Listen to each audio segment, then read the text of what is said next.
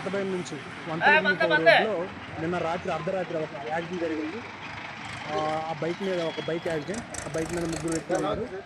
వాళ్ళు మఠం వైపు నుండి పాడేరు వైపు వస్తుండగా రోడ్డు కొద్దిగా స్లోప్ ఉంది, మరోవర్ టర్నింగ్ ఉంది.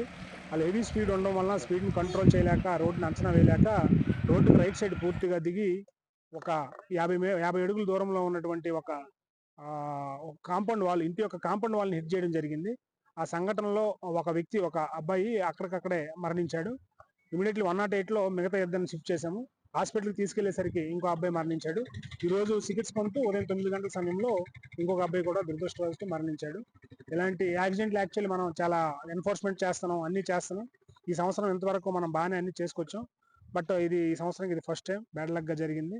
ఫర్దర్ గా యాక్సిడెంట్ జరగకుండా అవేర్నెస్ క్యాంపులు, అదేవిధంగా రోడ్డు మీద ప్రయాణించే వాళ్ళు కూడా హెల్మెట్ ధరించాలి. ఈ రోజు హెల్మెట్ ధరించుంటే అందులో బతికుండేవాళ్ళు.